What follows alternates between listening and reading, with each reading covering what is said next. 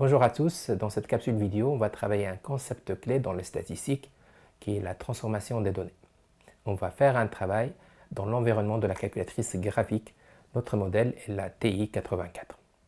Avant d'aller vers cet aspect technique, on va quand même essayer de préciser quelques points très importants pour comprendre tout d'abord ce qu'on va faire et ensuite l'esprit de la machine. Il faut voir que la calculatrice reste quand même un outil informatique. Il faut comprendre sa logique de construction pour qu'on puisse être au clair par rapport à ce qu'on va faire comme manipulation technique. Avant de démarrer cet aspect technique, on va quand même préciser quelques concepts. En général, dans un cours de statistique, une variable se présente avec deux concepts. Le premier, des données, ensuite les effectifs. Les données, c'est tout simplement les valeurs prises par la variable et les effectifs, c'est le nombre d'occurrences, nombre de répétitions de chaque valeur. Un exemple, je prends les notes dans un test. Si je prends par exemple les résultats, 5 sur 10, 6 sur 10, etc. Donc 5, ça sera une première valeur, 6, ça sera une deuxième valeur, 7, une troisième valeur. Si j'ai 4 élèves qui ont obtenu 5, donc l'effectif relatif à ce 5, ça sera le 4. Au niveau notation, c'est très important. On a le x qui représente les valeurs, par exemple x1, x2 jusqu'à xp. x1 représente la première valeur, x2 la deuxième valeur, xp la pm valeur. Un exemple, 3, 4, 5, 6. C'est mieux d'ordonner bien sûr les données. x1, ça sera 3, x2, ça sera 4, x3, ça sera 5 et x4, ça sera 6. Deuxième liste, ça sera les effectifs. Généralement, ils se notent par N1, N2, N3, N4, NP. L'effectif relatif à XP. N1, c'est l'effectif relatif à X1. C'est-à-dire combien de fois on a observé X1, combien de fois on a observé XP. Un exemple, X, 10, 12, 13, je fais N, 5, 220. Ça signifie que pour la valeur de mon caractère de ma variable 10, je l'ai observé 5 fois. Pour la valeur 12, je l'ai observé 200 fois. Pour la valeur 13, je l'ai observé 20 fois. C'est clair, pour les effectifs, ce sont des entiers naturels. Ils ne peuvent pas être fractionnaires, ils ne peuvent pas être négatifs. Pour les x, ça, on a vraiment le choix parce que ça dépend de notre caractère étudié.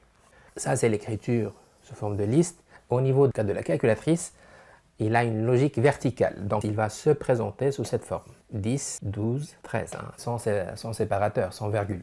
N, ça se présentera sous cette forme 5, 220. Au niveau de la calculatrice, cette forme va s'appeler liste. Donc la calculatrice va tout simplement comprendre les séries comme étant des objets sous forme de liste. C'est très important. La dimension de chaque liste doit être la même. Si on est parti avec 3 éléments, forcément l'autre, ça sera 3 éléments. Si on a par exemple des dimensions différentes, la calculatrice va générer un message d'erreur. X, je répète, ce sont les valeurs prises par la variable ou par le caractère. N, ce sont les effectifs relatifs à x. Alors maintenant, passons à la deuxième étape qui est tout simplement l'étape calcul. Le premier paramètre, ça sera ce x bar, qui est la moyenne. Deuxième paramètre, l'écart type. On a l'écart type Q1, Q2, Q3, bien sûr. Il va nous donner la valeur maximale, la valeur minimale. Il va nous donner au niveau de la machine toute une série d'autres paramètres qui ne sont pas vraiment intéressants pour nous. Voilà, donc ce qu'on va essayer de chercher, c'est plutôt la moyenne, l'écart type, l'écart tilde.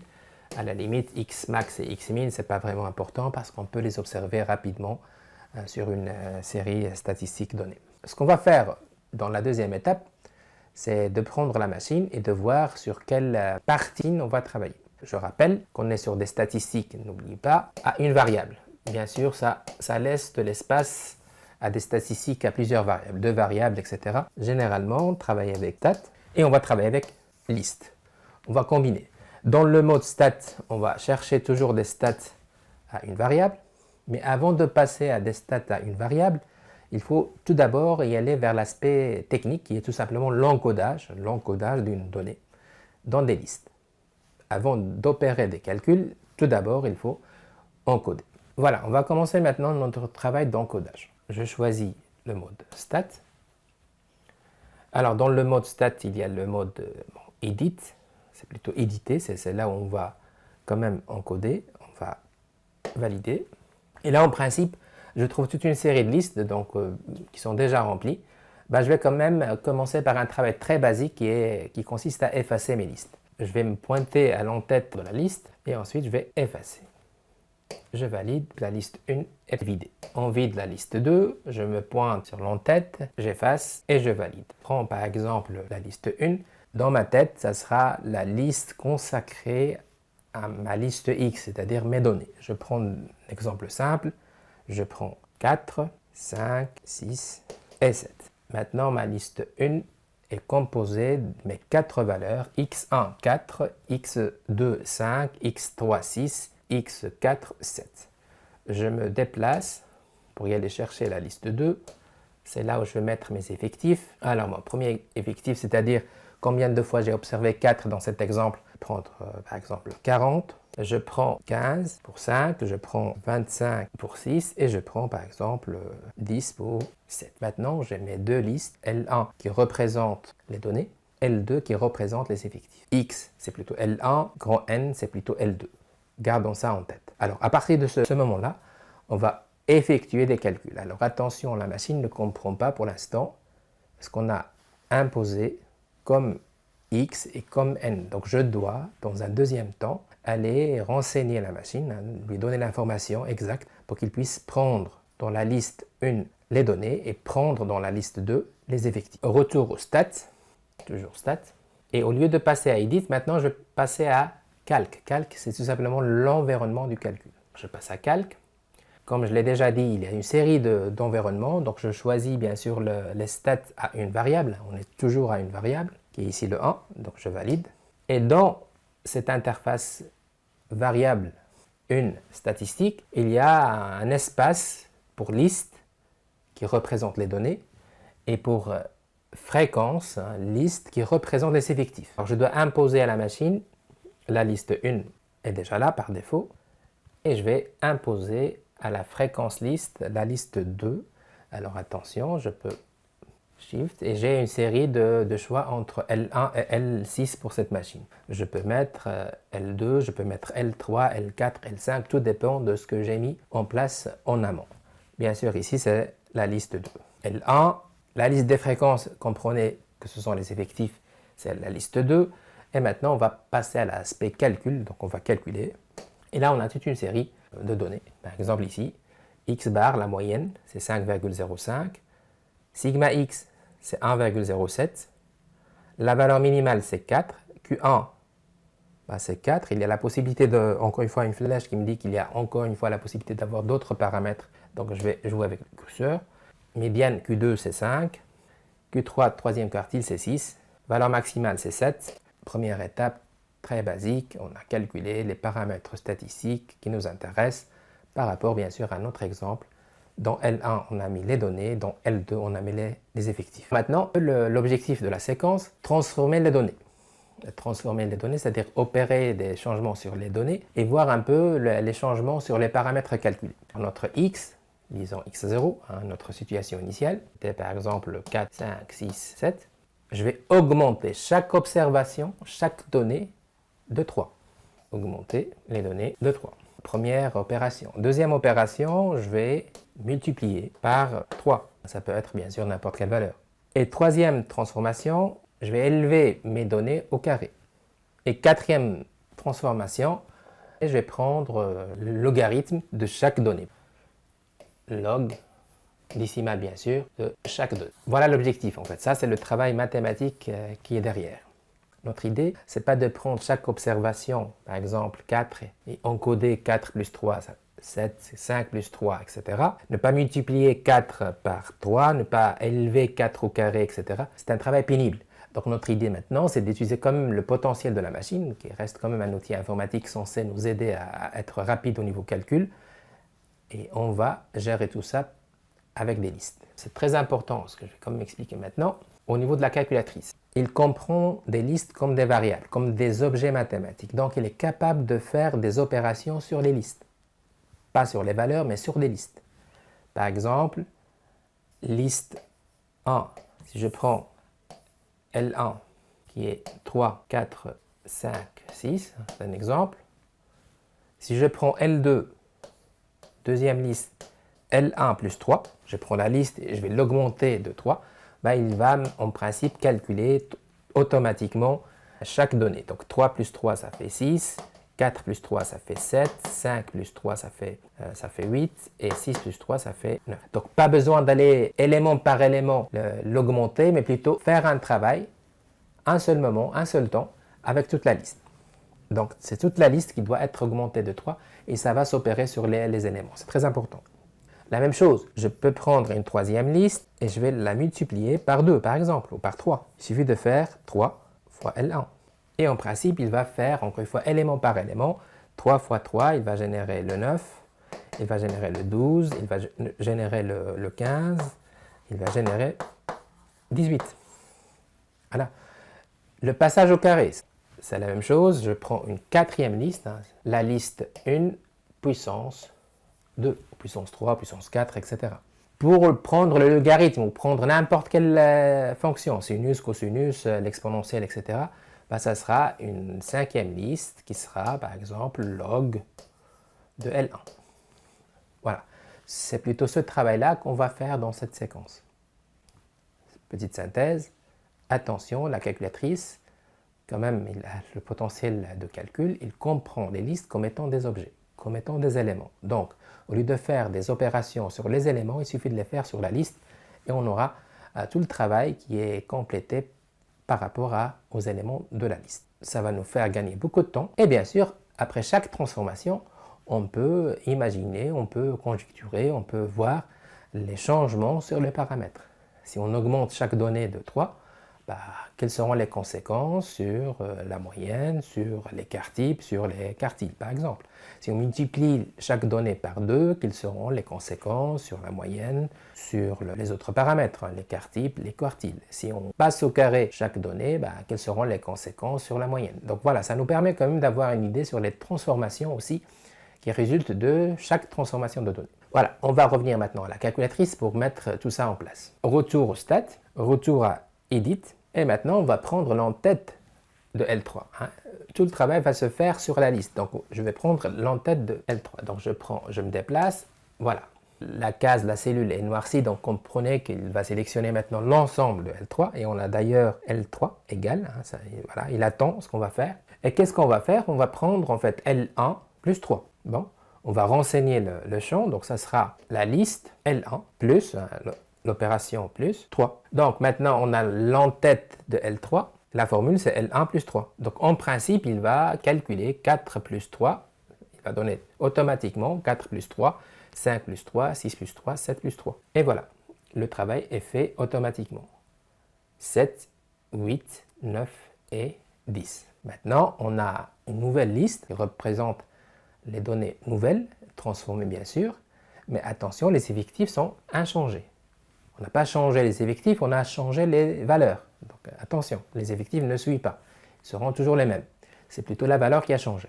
Maintenant, pour effectuer des calculs statistiques par rapport à ce L3, on doit revenir renseigner à la machine que maintenant, la liste, c'est plutôt L3.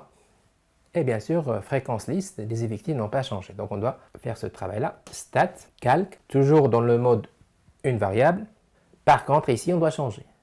La liste n'est plus L1, mais plutôt L3. Shift list, j'ai un choix, donc ça sera L3. Je valide. Je n'ai pas changé de fréquence liste, c'est toujours L2. Ce L2 va rester le long de cette séquence inchangé. Et bien sûr, on valide, on calcule, et on a maintenant une deuxième série de paramètres calculés.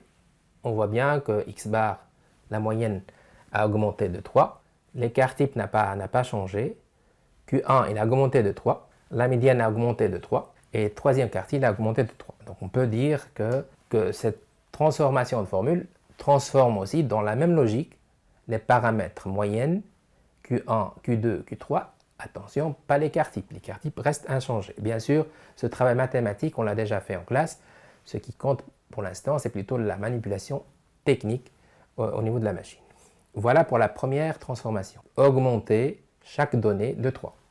Maintenant, si on décide de multiplier chaque donnée par 3, donc c'est une multiplication. On fait la même chose, on passe à la partie stat, toujours dans l'edit, Pas besoin d'effacer parce qu'on a toujours besoin de nos informations pour peut-être un travail ultérieur. On passe à la liste 4. On choisit l'entête. Même principe. L4 égale, L4 égale, ça sera 3 fois L1. Tout simplement. 3 fois le shift list. C'est le L1 qui change. Voilà, L4 égale 3 fois L1. Et on a une deuxième série qui s'affiche avec élément par élément multiplié par 3. Attention, encore une fois, L2 qui représente les effectifs reste une liste inchangée parce qu'on n'a pas changé les effectifs, on a plutôt changé les données.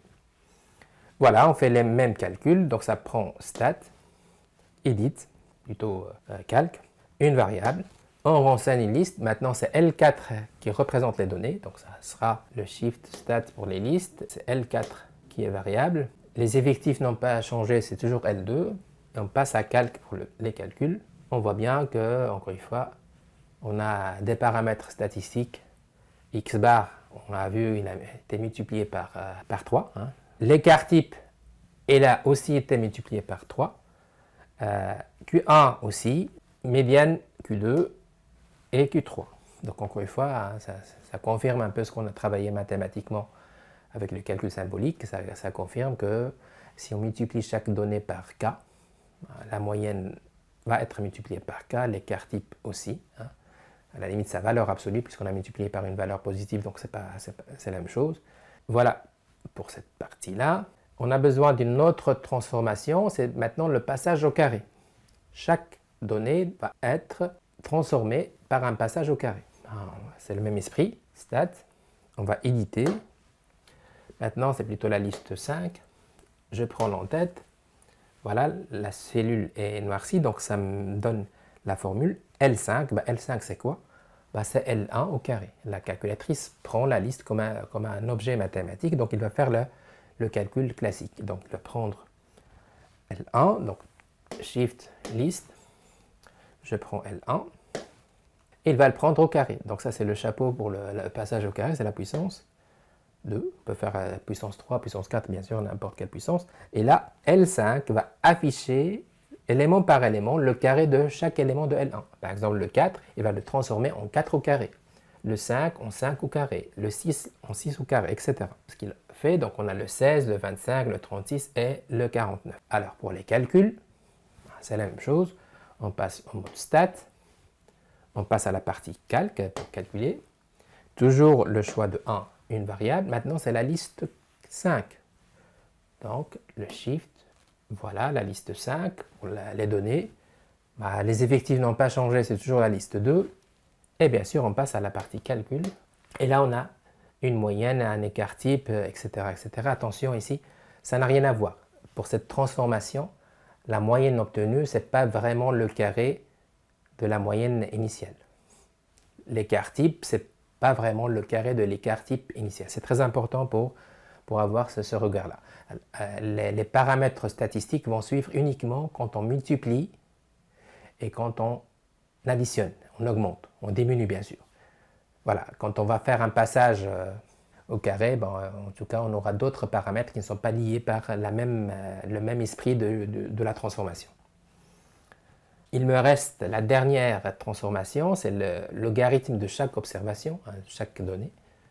Retour à stat, retour à edit, prendre la liste 6, l'entête, et là je vais prendre log de L1. La touche log est déjà log décimal bien sûr ici, et je prends la liste shift stat, liste toujours 1, je ferme mes parenthèses, et voilà, en principe, L6 va prendre élément par élément le logarithme décimal de chaque élément de L1. C'est-à-dire il va calculer le log de 4, le log de 5, le log de 6 et le log de 7. Alors, il me reste l'étape calcul, statistique, je fais la même chose, stat, calque, une variable toujours, liste, je vais renseigner la liste 6, liste 6, c'est la dernière qui me reste au niveau de cette machine, voilà, je n'ai pas changé les effectifs, donc L2 toujours, donc je peux passer à la partie calcul, et voilà, j'aurai d'autres paramètres statistiques.